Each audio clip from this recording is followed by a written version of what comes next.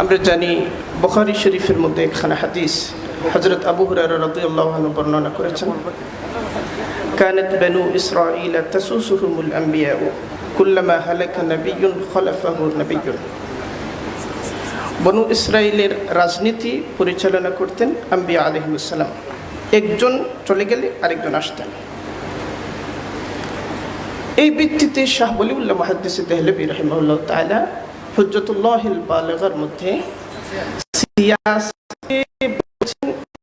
পরিচালনা নিয়াবাতান আনিন নবী সাল্লাল্লাহু আলাইহি ওয়াসাল্লাম, আম্বিয়া আলাইহিস সালামের নিয়াবত হিসেবে আম্বিয়া আলাইহিস সালামের নিয়াবতের যে সিয়াসা, বনু ইসরাইলের আম্বিয়াগণ যে সিয়াসা পরিচালনা করতেন, এই সিয়াসার দুইটা ভিত্তি ছিল, যেটা ওই হাদিস ইবনে হাজার আসকালানী রাহিমাহুল্লাহ তাআলা লিখেছেন।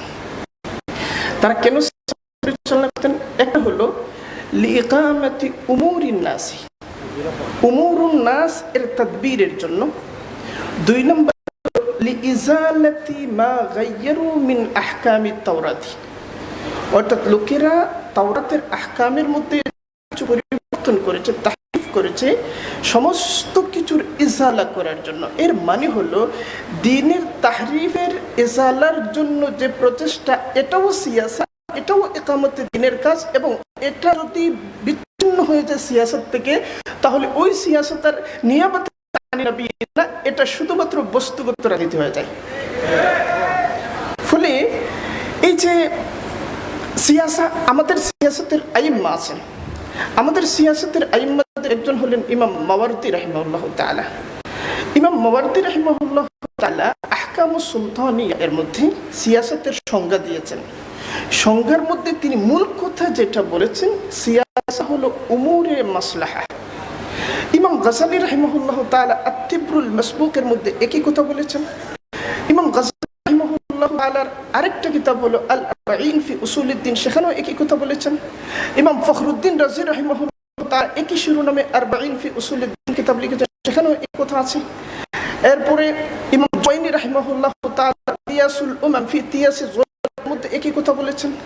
ইমাম ইবনে তাইমিয়া রাহিমাহুল্লাহ তাআলা তিনি আসিয়াসাতুন নাবাউইয়া কিতাবের মধ্যে একই কথা বলেছেন। সমস্ত সালাফ একমত, সিয়াসত মানাফিয়ের বিষয় না, কেবল মাসালেহের বিষয়। মানাফির মানে কি? মানাফি এটা ভালো পদ্ধতিও হতে পারে, খারাপ পদ্ধতিও হতে পারে।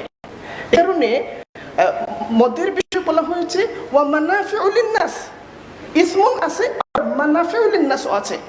খারাপ পদ্ধতিও মানাফি, কিন্তু মাসালেহ আভ্যন্তরীণভাবেও বিশুদ্ধ, বাহ্যিকভাবেও বিশুদ্ধ। ফলে ইমাম মাওয়ারদি রাহিমাহুল্লাহ তাআলা একটা কথা বলেছেন, ওইটা বলে আমি শেষ করি। মাওয়ারদি রাহিমাহুল্লাহ তাআলা বলেছেন যে দ্বীনের ইকামতের কয়েকটা স্তর আছে। একটা হলো ইতিকাদিয়াত, 2 নম্বর হলো আহকামাত, 3 নম্বর হলো মুআমালাত, 4 নম্বর হলো মুআশারাত, 5 নম্বর হলো ইহসান তাজকিয়া, 6 নম্বর হলো সিয়াসাত। ফলে যখন সিয়াসা 6 নম্বরের চাহিদাকে প্রাধান্য দিয়ে 1 নম্বরকে গৌণ করা হবে, তখন বোঝা যাবে যারা এটা ইকামত করতে চান তাদের মধ্যে তাহরিফ এসে গেছে।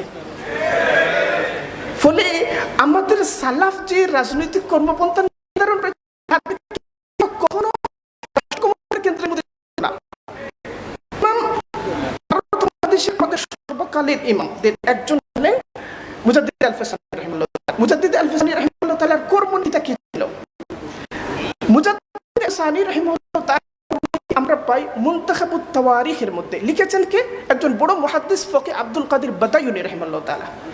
সেখানে লিখেছেন, যখন গোয়ালিয়র দুর্গের মধ্যে মুজাদ্দিদ আল-ফাসানিকে বন্দী করা হলো সম্রাট জাহাঙ্গীর, জাহাঙ্গীরের উজির এবং সেনাপতিরা একত্রিত হয়ে মুজাদ্দিদ আল-ফাসানিকে অনুরোধ করেছেন, আমরা সবাই এক হয়ে গেছি, আজ রাতের ভিতরে আপনাকে জাহাঙ্গীরের সিংহাসনে বসানো হবে, জাহাঙ্গীরকে আপনি কারাগারে যে দুর্গে আছেন ওই দুর্গে আইনা ঢুকানো হবে, আপনি যদি ইজাজত দেন তাহলে এটা আমরা করব।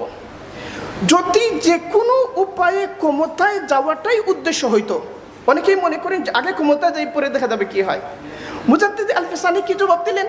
বললেন যে না, আমি যে কোনো উপায়ে ক্ষমতায় যেতে চাই না, আমার উদ্দেশ্য হলো যারা রাষ্ট্র কাঠামোর মধ্যে আছে, রাষ্ট্রীয় প্রতিষ্ঠানে যারা আছে, সবার ইসলাহ। এটা হচ্ছে মাসলাহা। যে কোনো উপায়ে ভালো ভালো কাজ খারাপ উপায় এটা হয় না, যে কোনো উপায়ে ক্ষমতায় যাওয়াটা মুখ্য হয় না। এই আওলাউইয়ত দিনের এই আওলাউইয়ত লঙ্ঘন করা যাবে না, দিনের জুসে কুলের আনা যাবে না, যেটা হাসিয়া এটাকে মতনে আনা যাবে না, যেটা প্রান্তে এটাকে কেন্দ্র বানানো যাবে না। এবং সালাফকার মুনআম আলাইহিম বাদ দিলে হেদায়েত হয় না। সিয়াসতের ক্ষেত্রে হেদায়েতের ক্ষেত্রেও তাই আপনাকে হুসাইন আহমদ মাদানির দিকে তাকাতে হবে, শাহ ওয়ালিউল্লাহর দিকে তাকাতে হবে। আমাদের এখানে একটা নতুন ফিতনা মাথা চাড়া দিচ্ছে, একটা হচ্ছে ইনকারে হাদিস, একটা হচ্ছে ইনকারে ফিকহ, আর একটা হচ্ছে ইনকারে রিজাল। এই ইনকারে রিজাল যখন বাড়ে তখন অক্কের আবেগটা তাওহীদের, ইতিকাদের, আমালের, আহকামের, মুআমালাতের, মুআশারাতের, তাজকিয়া সমস্ত কিছুর উপর অক্কের আবেগকে প্রদান করে তোলা হয় এবং আমাদের কর্মনীতিটাকে ভুল কর্মনীতি বানিয়ে দেওয়া হয়। এই পরিস্থিতি থেকে আমাদের উত্তরণ দরকার এবং এই জন্য জমিয়ত উলামায়ে ইসলাম যে ভূমিকা পালন করছে আমি মনে করি উসুলে দ্বীনের সাপেক্ষে এটা যথার্থ। আল্লাহ তাআলা আমাদেরকে তৌফিক দান করুন এগিয়ে যাবার জন্য। ওয়া আখিরু দাওয়ানা।